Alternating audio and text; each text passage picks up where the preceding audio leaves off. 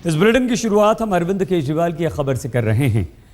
आम आदमी पार्टी के नेता अरविंद केजरीवाल को एक बार फिर से थप्पड़ मारा गया है और जिस वक्त ये घटना घटी, अरविंद केजरीवाल उत्तर पश्चिमी दिल्ली में अपनी उम्मीदवार राखी बिरला के लिए रोड शो कर रहे थे।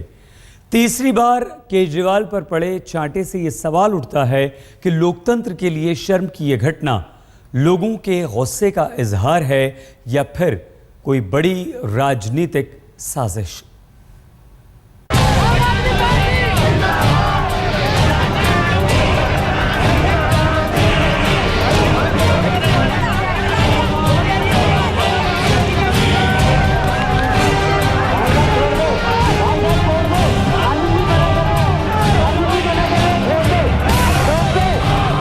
लोकतंत्र के चेहरे पर चिपकी ये वो शर्म है जिसे हम आप सभी अपने अपने जहन में महसूस कर रहे होंगे। किसी का चेहरा तमतमाया होगा, किसी को गुस्सा आया होगा, किसी को खींच हुई होगी, किसी को अच्छा लगा होगा, लेकिन थप्पड़ों की नाहटों में लोकतंत्र का चेहरा कुछ शर्माया, कुछ भरमाया और कुछ मुरझाया हुआ है, अपने ही आईने में अपने चेहरे पर लगे तमाम दागों से मुंह चुराते हुए। और दिल्ली में पिछले 3-4 दिन में आज ये दूसरा हमला है। मैं सबसे पहले तो ये कहना चाहता हूँ कि जितने भी लोगों ने अभी तक हमला किया है, मैं उन सबको माफ़ करता हूँ। मेरे मन में कोई दुर्भावना नहीं है उनके लिए, और ना ही, क्योंकि ये लड़ाई किसी इंडिविजुअल से नहीं है, किसी एक व्यक्ति से नहीं है, ये व्यवस्था से लड़ाई है। व्यवस्था को बदलने के लिए निकले हम लोग, और मुझे लगता है वो भी उस व्यवस्था के शिकार हैं। 1-2 जगह से जहां से खबर आई है कि कुछ अनएम्प्लॉयड यूथ हैं जिनको इस्तेमाल किया जा रहा है।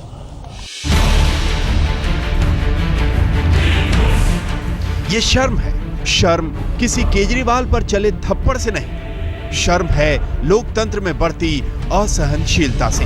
शर्म है कि विरोध अब विरोध ना होकर हिंसा के व्याकरण में बदलने लगा है, और शर्म के बीच एक चीख निकल रही है कि कहां हैं वो जिन्हें हिंद पर नाज है। गांधी की समाधि पर यह सवाल अपना हक मांग रहा है। देश की समस्याओं का समाधान हिंसा से नहीं निकल सकता। उनका समाधान तो अहिंसा से ही निकलेगा, बातचीत से निकलेगा। 1950 में हमारे फाउंडिंग फादर्स ने तय किया था कि हमारे यहाँ जनतंत्र होगा। जनतंत्र बातचीत से चलता है, जनतंत्र संवाद से चलता है। चुनाव का मौसम है, एक दूसरे पर आरोपों के तीर चलाए जाते हैं, लेकिन आरोपों के तीर अगर थप्पड़ में तब्दील हो जाएं, तो लोकतंत्र के नुमाइंदों को सोचना होगा कि आखिर खोट कहां से आई है।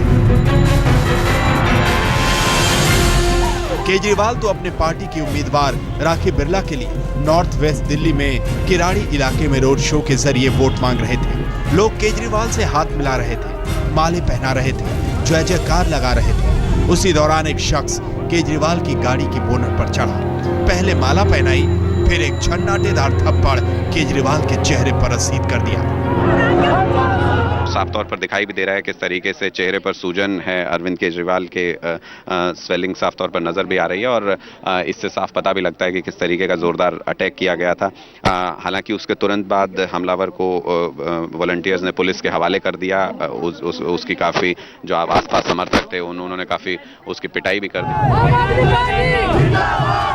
गाल केजरीवाल का था, लेकिन थप्पड़ तो लोकतंत्र के चेहरे पर लगा। फूल की माला के पीछे कौन जानता था कि नफरत के ऐसे कांटे छिपे हैं जो चुभेंगे तो दुनिया के सबसे बड़े लोकतंत्र को।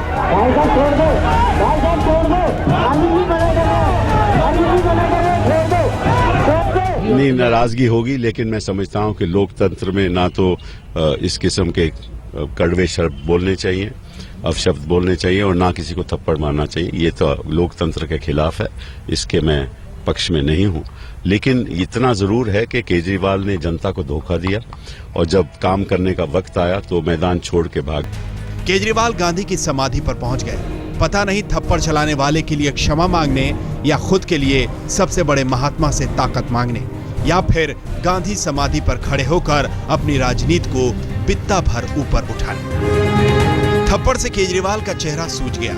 राजघाट पर समर्थकों के साथ मौन मुद्रा में बैठे रहे। लेकिन इस मौन प्रार्थना के बीच 16वीं लोकसभा का त्योहार मना रहा भारतीय लोकतंत्र पूछ रहा है कि क्या आने वाले दिन इससे भी बुरे होने वाले हैं। दिल्ली में अनुराग ठांडा के साथ आज तक ब्यूरो। अब सवाल ये उठ रहा है कि वो कौन है जो अरविंद केजरीवाल पर बार बार हमला करवा रहा है, या फिर अलग अलग हमले के पीछे कोई अलग अलग कहानी है। ये वाकई जांच का विषय है, लेकिन अरविंद केजरीवाल को लगता है कि इस तरह के हमले के पीछे कोई बड़ा मास्टरमाइंड है और ये सब कुछ एक गहरी बड़ी साजिश के तहत हो रहा है।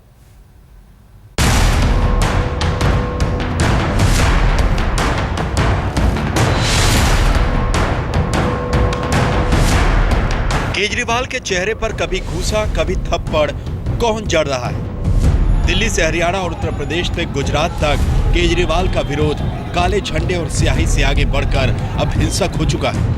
तो इस पर खुद केजरीवाल भी पूछ रहे हैं कि कौन है इन सब का मास्टरमाइंड। एक प्रश्न मन में उठता है कि ये जितने अटैक हुए इनका मास्टरमाइंड कौन है। मास्टरमाइंड एक ही है या अलग अलग है? वो क्यों करवा रहे हैं? उनका मकसद क्या है? उनको क्या हासिल होगा उससे? मेरी समझ में नहीं आ रहा। वैसे तो कहा जा रहा है कि दिल्ली में सरकार बनाकर भी केजरीवाल ने जिस तरह सरकार नहीं चलाई, उसके बाद लोग गुस्से में हैं। केजरीवाल ऐसी थ्योरी को विरोधियों की चाल बताते हैं और पूछते हैं कि अगर दिल्ली के लोग गुस्से में हैं तो गुजरात, यूपी और हरियाणा में क्यों हमला हुआ? कुछ मीडिया में चल रहा था कि जिन लोगों को पकड़ा गया शायद वो कह रहे हैं वादे पूरे नहीं किए इसलिए हमला किया। तो मैं तो गुजरात गया था, गुजरात में तो हमारी सरकार नहीं थी। वहाँ कौन से हमने वादे पूरे नहीं किए? वहाँ तो बीजेपी की सरकार थी। मैं हरियाणा गया, भिवानी में मेरे ऊपर हमला हुआ, वहाँ तो हमारी सरकार नहीं है, वहाँ तो कांग्रेस की सरकार है। वहाँ हमने कौन सा वादा पूरा नहीं किया?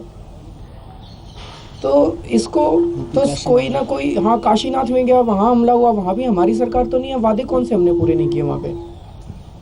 तो कोई और करवा रहा है, स्क्रिप्ट लिख के देता है उन लोगों को। हालांकि केजरीवाल की तरफ उछला विरोध का हर काला झंडा, स्याही, गाड़ियों की तोड़फोड़ और थप्पड़ इस सवाल का जवाब जानना चाहता है कि लोकतंत्र किस दिशा में जाएगा।